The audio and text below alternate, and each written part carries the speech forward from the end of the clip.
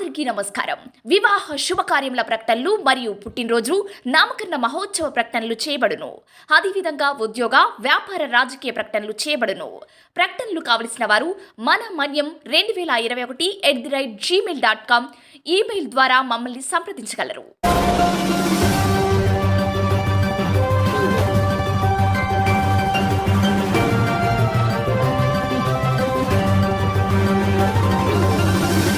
మన మనీ న్యూస్కి స్వాగతం.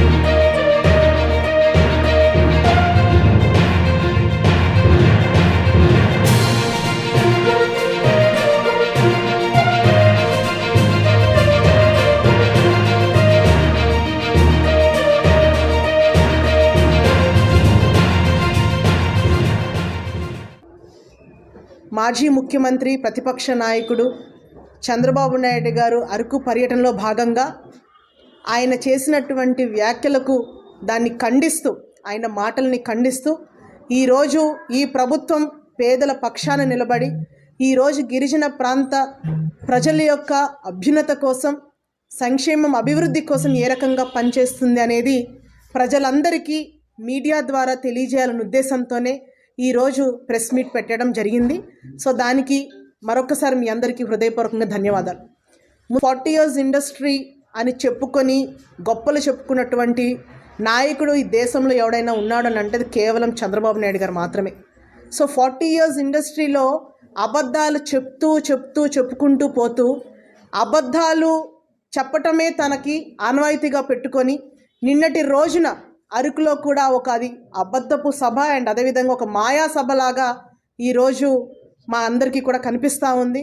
ప్రజల్ని, ముఖ్యంగా గిరిజన ప్రాంత ప్రజలందరినీ కూడా మరొకసారి మభ్యపెట్టి మోసం చేసే ప్రయత్నంలో చంద్రబాబు నాయుడు గారి యొక్క ప్రసంగం నిన్న కొనసాగిందని కూడా నేను అభివర్ణిస్తున్నాను. ఎందుకంటే ఆయన మాట్లాడే ప్రతి మాటలో కూడా అబద్ధం క్లియర్ కట్గా కనిపిస్తూ ఉంది.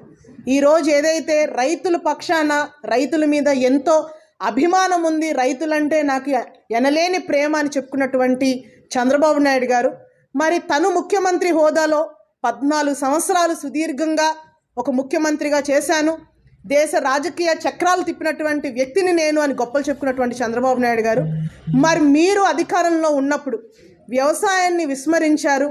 వ్యవసాయాన్ని పక్కన పెట్టి ఈరోజు ఐటీని ప్రమోట్ చేసినటువంటి వ్యక్తిగా గొప్పలు చెప్పుకున్నటువంటి మీరు ఈరోజు రైతుల ఆత్మహత్యలు ఆనాడు మీ హయాంలో ఎంతోమంది రైతులు ఆత్మహత్య చేసుకున్నటువంటి సందర్భంలో ఏనాడైనా ఒక రైతుకి సానుభూతి తెలుపగలిగారా? అండ్ ఈరోజు మీరు గిట్టుబాటు ధర గురించి మీరు మాట్లాడుతున్నారు. మీ హయాంలో ఏ ప్రొడక్ట్స్కి మీరు గిట్టుబాటు ధర కల్పించారు? అండ్ ఈరోజు మా గవర్నమెంట్లో జగన్మోహన్ రెడ్డి గారి నాయకత్వంలో ఈరోజు మాకున్నటువంటి బడ్జెట్లోని వ్యవసాయానికి, విద్యకి, వైద్యానికి అత్యధికంగా ఖర్చు పెట్టినటువంటి నాయకుడు జగన్మోహన్ రెడ్డి గారు. మీరు ఏ గ్రామానికైనా వెళ్ళి చూడండి, రైతు భరోసా కేంద్రాలు కనిపిస్తాయి. అదేవిధంగా ఈరోజు సిహెచ్సిల ద్వారా ఈరోజు ఎంతోమంది రైతులకి అగ్రికల్చర్ ఇంప్లిమెంట్స్ ఇస్తున్నటువంటి ప్రభుత్వం మాది అని మేము గర్వంగా చెప్పగలుగుతున్నాం. ఈరోజు నాణ్యమైన విత్తనాలు సరఫరా చేసే దగ్గర నుంచి ఈరోజు తిరిగి రైతుల దగ్గర మళ్ళీ ఆ వస్తువుల్ని కొనుక్కొని కనీస గిట్టుబాటు ధర కల్పించి ఈరోజు రైతుల్ని అన్ని రకాలుగా ఆదుకున్నటువంటి ప్రభుత్వం వైఎస్ఆర్ కాంగ్రెస్ పార్టీ ప్రభుత్వం అని గర్వంగా చెప్పగలుగుతున్నాం. ఈరోజు రైతు భరోసా కింద 13,500 రూపాయలు ఈరోజు కేంద్ర రాష్ట్ర ప్రభుత్వాలు ఇస్తూ ఉన్నాయి. PM Kisan and Jagananna Rythu Bharosa, YSR Rythu Bharosa.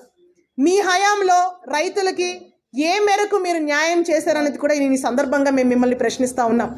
ఈరోజు RO4 పట్టాలు చూసుకోండి, మీ హయాంలో మీరు ఎన్ని పట్టాలు ఇచ్చారు? ఈరోజు జగన్మోహన్ రెడ్డి గారి ప్రభుత్వంలో ఈరోజు దాదాపుగా మా ఐటీడీఏ డివిజన్లోనే దాదాపుగా 1,33,000 మందికి 2,56,000 ఎకరాల వరకు ఈరోజు పోడు చేసుకున్నటువంటి రైతులకి పట్టాలు ఇచ్చినటువంటి ఘనత వైఎస్ఆర్ కాంగ్రెస్ పార్టీది. అదేవిధంగా రైతు భరోసా కూడా RO4 పట్టాకి కల్పించడంతో పాటు ఈరోజు ఐటీడీఏ తరపున లోన్లు కూడా ఇచ్చే పరిస్థితి ఈరోజు మనం చూస్తూ ఉన్నాం.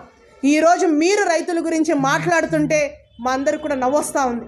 అండ్ అదేవిధంగా ఇంకొక విషయం, అరకు కాఫీకి అరకు కాఫీ అనే పేరు కూడా ఆయనే పెట్టారని గొప్పలు చెప్పుకుంటా ఉన్నారు.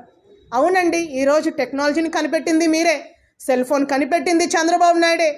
ఆఖరికి పివి సింధు రాష్ట్రం గర్వపడేలాగా గోల్డ్ మెడల్ సాధిస్తే తనకి బ్యాడ్మింటన్ నేర్పింది కూడా నేనే అని చెప్పుకున్నటువంటి ఒక దుర్మార్గపు ముఖ్యమంత్రి, మాజీ ముఖ్యమంత్రి ఎవరైనా ఉన్నారంటే అది కేవలం చంద్రబాబు నాయుడు గారు మాత్రమే ఉంటారు. ఈరోజు ఏదైతే కాఫీ గిరిజన ప్రాంతంలో వాణిజ్య పంటల్ని ప్రోత్సహించాలి, ఎందుకంటే ఇక్కడ వర్షాధారం అంత ఎక్కువ ఉండదు, దాదాపుగా పోడు భూములు ఎక్కువ ఉంటుంది కాబట్టి వాణిజ్య పంటల్లో కాఫీని ప్రోత్సహిస్తే ఇక్కడ రైతులందరూ కూడా ఆర్థికంగా స్థిరపడతారన్న ఒక ఆలోచనతోనే కాఫీని ఎక్స్పాన్షన్ చేయడం జరిగింది. అండ్ అలాంటి కాఫీని ఈరోజు ఆయన గొప్పగా చెప్తున్నాడు. నాంది ఫౌండేషన్ గట ఈయనే సలహా ఇచ్చి నాంది ఫౌండేషన్ ద్వారా రైతుల దగ్గర కాఫీ కొనుగోలు చేసి మేము రైతులను ఎంతో ఉద్ధరించామని గొప్పలు చెప్పుకున్నట్టు ఏమాత్రమైన సిగ్గు లజ్జ ఏమైనా ఉందా? ఈరోజు Naandi foundation is a private organisation, it's an NGO. నిజంగా మీకే గనక రైతుల మీద చిత్తశుద్ధి ఉంటే కాఫీ రైతుల్ని మీరు ఆదుకోవాలి. ఈరోజు జీసీసీ ద్వారా కానివ్వండి, ఐటీడీ ద్వారా కానివ్వండి, నాణ్యమైన కాఫీని రైతుల దగ్గర కొనుగోలు చేసి వాళ్ళకి మంచి సరైనటువంటి ధరని మీరిచ్చి కాఫీ రైతుల్ని ప్రోత్సహించాల్సినటువంటి ఒక ముఖ్యమంత్రి హోదాలో ఉన్నటువంటి ఒక వ్యక్తి అది చెయ్యకపోగా ఈరోజు ప్రైవేట్ వ్యక్తులకి నేను కట్టబెట్టానని చెప్పేసి సిగ్గు లేకుండా మహాసభలో చెప్తున్నటువంటి వ్యక్తి చంద్రబాబు నాయుడు గారు. ఈరోజు ఇదే కాఫీకి సంబంధించి ఈరోజు చింతపల్లిలో దాదాపుగా 2,05,00,000 కానివ్వండి, అదేవిధంగా జీకే వీధిలో 2,38,00,000, జీమాడుగులో 2,27,00,000తోని దాదాపుగా 9 కోట్లకు సంబంధించి ఎకో పల్పింగ్ యూనిట్స్ ఆల్రెడీ చింతపల్లిలో ఎకో పల్పింగ్ యూనిట్ రన్ అవుతూ ఉంది. జీకే వీధి జీమాడుగుల్లో ఇంకా ఎస్టాబ్లిష్మెంట్ ఇంకా అది పూర్తి చేసే పరిస్థితుల్లో ఈరోజు మనకు కనిపిస్తూ ఉంది. సో ఇలాంటి సమయంలో ఈరోజు ఐటీడీ ద్వారా నాణ్యమైన కాఫీని రైతులనే చైర్మన్గా కానివ్వండి, బోర్డ్ ఆఫ్ డైరెక్టర్స్గా నియమించి వాళ్ళతోనే ఈరోజు కాఫీ కొనుగోలు చేసి దాన్ని పార్చ్మెంట్లా చేసి ఈరోజు అన్ని రకాల ప్రాసెసింగ్ చేసి ఈరోజు మంచి ధర ప్రకటించే పరిస్థితి ఈరోజు మనకు కనిపిస్తూ ఉంది. మన మన్యం వార్తా విశేషాలను వీక్షించేందుకు మన మన్యం న్యూస్ యూట్యూబ్ ఛానల్ని సబ్స్క్రైబ్ చేసుకోండి. అలాగే మీ ఫ్రెండ్స్ అండ్ ఫ్యామిలీ మెంబర్స్కి షేర్ చేయండి. అలాగే లైక్ చేయండి, కామెంట్ చేయండి.